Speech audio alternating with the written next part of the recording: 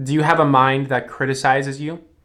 The answer is yes, if you're being honest with yourself. Every single person has what we are going to call an inner critic. And learning to actually relate to that experience is going to lead you to a lot more well-being within your psyche. A lot of people are very unaware of how harsh they are with themselves, how much they actually judge themselves, how much they actually repress themselves, and then they bypass this entire thing simply by lying and ignoring what's going on inside of themselves. Essentially just deceiving themselves and avoiding. This is a horrible strategy for life. This is a recipe for a lifetime of suffering. And in this video, I want to help you to simply not experience that. You're intelligent and mature enough to actually realize that you need to learn how to relate to your own psychological, emotional world, or else. Or else you're going to live a life of very deep suffering because you have a lot of conditioning that already leads to a lot of suffering. And without learning how to go into our mind, without learning how to watch the mind, without learning how to relate to ourselves in a way that leads to health, in a way that works practically to experience well-being, we're screwed. We're going to really be fighting an uphill battle for the rest of our life, burning our precious life energy over and over and over and over again unnecessarily. You don't have to live that kind of life. So a big part of the information that I'm going to be having, or that I'm going to be bringing to you in this video, is really inspired by this book right here, Embracing Your Inner Critic by Hall and Sidra Stone. Not to mention books like Bringing Your Shadow Out of the Dark by Robert Augustus Masters, No Bad Parts by Richard Schwartz. This is all my free book list. Over 100+ books are on that list, and they're absolutely fantastic. They're golden books. If you read them, oh my God, you're very fortunate to have the experience to even just read all of these books. It's going to be, oh my God, the development that you'll go through is going to be huge. So let's get right into this. You need to start becoming aware of your inner critic. You have to start simply being able to watch it, because people are identified with their inner critic. The ego identifies with that aspect of the mind. So breaking free from the critic's influence involves learning to simply watch it, learning to observe thoughts. And without that, you're not going to be able to notice the thought patterns that are basically causing so much suffering, because you're going to be so involved in them, so identified with them. There's not going to be the psychological space that's needed to just observe them without judgment.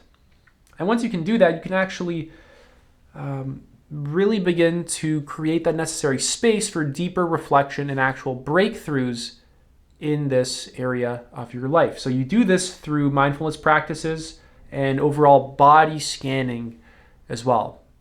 This is like the best way to do it, learning to just observe experience through a meditation practice, a formal, structured meditation practice. Moving on is just questioning the underlying beliefs that actually keep these judgments and these criticisms in place. So a lot of these self-criticisms are from deep-rooted beliefs related to unworthiness, not being good enough. And you have to actually explore the source of these beliefs, explore where they came from, trying to just get a sense of where they came from. You don't have to be 100% exact, tracing back your whole personal history, but just kind of recognize where it could have came from in childhood or social conditioning, or just fear-based thinking. And just using these sort of ideas to just recognize the very foundation of the critic. Your inner critic develops between the ages of around 3 to 6. And a big part of this is that when you were in childhood, when you were a child, there were certain things that led to you being accepted. And then when you fell outside of those boundaries, you weren't accepted. So your inner critic is a sort of survival mechanism that keeps you within the behaviors of what is tolerated and accepted. And then when you grow into an adult, those structures don't go anywhere. So when you start to fall outside of a certain set of behaviors that you deem, worthy of approval, When you fall outside of them, you're harsh with yourself. You criticize yourself. You judge yourself. You hate yourself. And then a lot of people, they'll try and, let's say, please. They want to actually unconsciously please this part of themselves. They want to please the inner critic. There's no making it up to this part of yourself. The inner critic will never stop. It doesn't matter what you do. Let's say you attain the highest high you've ever had in your life, the most achievement, the most success. It's still going to criticize you. It's now going to put a lot of energy into just having you hold that there. It's just not going to actually lead to a deep form of self-acceptance. Just remove from your mind entirely this idea that you are somehow going to actually please this part of you, and then that's it. That if I just do this one more thing that this critical aspect of my mind tells me, then I'll start feeling good. It's an illusion. That's never going to come. There's no finally pleasing this part of you. So you have to notice a lot of the emotions that are driving this behavior.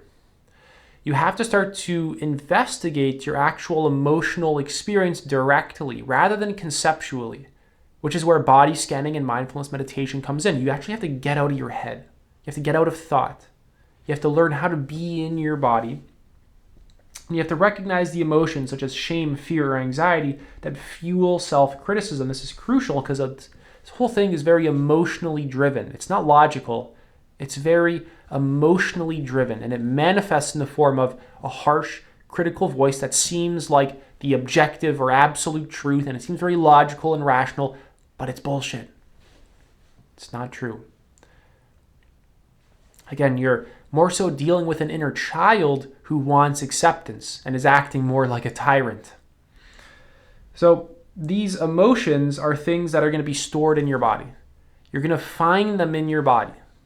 You're going to find the experience of shame, anxiety, grief in your body. It's going to have an energy. You have to connect with the physical sensations of it in order to start processing it. This means getting out of your mind. This means not always thinking about it. Thinking about it doesn't do a thing. You're just kind of spinning your wheels in the mud. You're going in circles, just endlessly thinking about it. And moving on from that, you have to stop reacting to these emotions, because most people do not actually process emotions, they just react to them. Most people, when they have an emotional experience, they do their typical avoidance mechanism of going on their phone, eating junk food, distracting themselves from it somehow. You have to learn how to actually move towards your emotions and feel them and really embody them rather than moving away from them. I have a very good book for that down here. The Practice of Embodying Emotions. Incredibly powerful read.